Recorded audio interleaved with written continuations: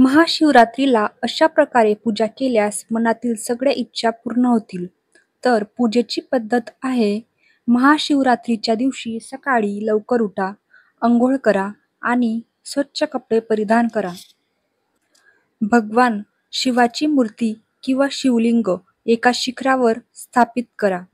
नंतर त्यांना फुले, तांदूळ, धूप, दिवे इत्यादी अर्पण करा.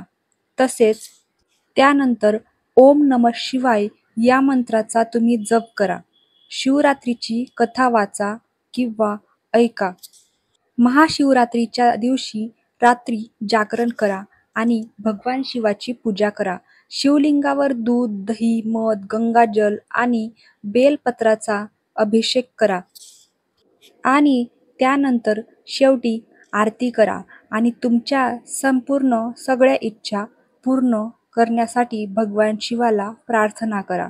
नक्कीच तुमच्या सर्व इच्छा पूर्ण होतील. व्हिडिओ आवडल्यास चॅनलला सबस्क्राईब करा आणि शेअर